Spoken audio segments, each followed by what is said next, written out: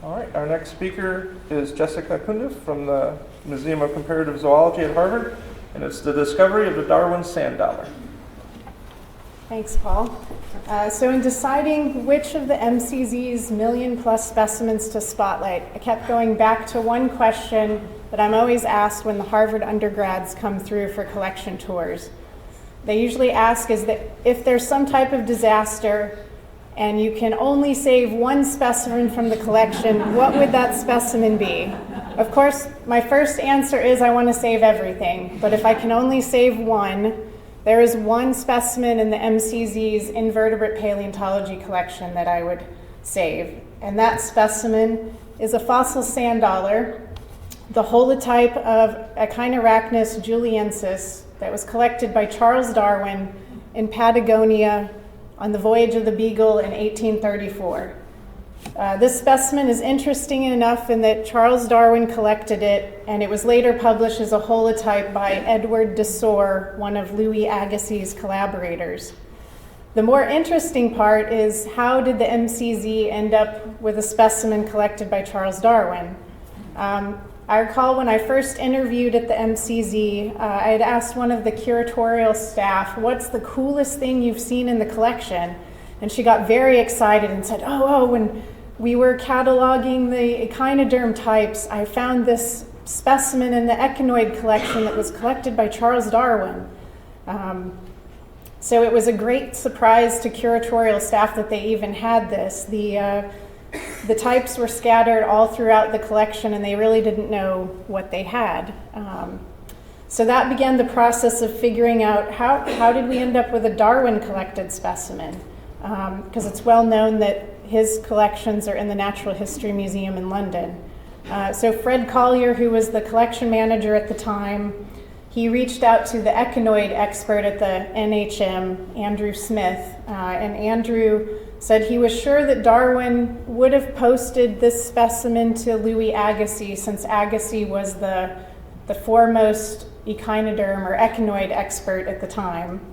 And most likely Agassiz probably received this specimen when he was professor at the University of Neuchâtel in Switzerland, and then probably took it with him when he came to Harvard. So the specimen was published by Edward Desor in 1847, and Desor had been one of Agassiz's right-hand men in Neuchâtel, but after they both came to the US, they apparently became bitter enemies. Desor had published many important works on echinoderms with Agassiz, some of which Agassiz claimed were his own work alone, but Desor claimed authorship. So whether Agassiz really intended to first publish and describe this specimen as a holotype or Desor beat him to it, we don't know. But to me, this is an interesting story. It's a very nice specimen. And I'll just make a final comment because you see there's a specimen label with it. And this photo was taken for a book that was done. The book was Rarest of the Rare: Stories Behind the Treasures at the Harvard Museum of Natural History. The book was by Nancy Pick and Mark Sloan. So they photographed a bunch of interesting specimens that are on exhibit in the Harvard Museum of Natural History, as well as in the MCZ collections. And they picked this specimen, and they wanted to have the label, and then of course Darwin's Voyage of the Beagle.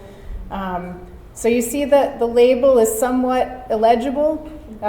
This is not an original label of Darwin's or Desor's.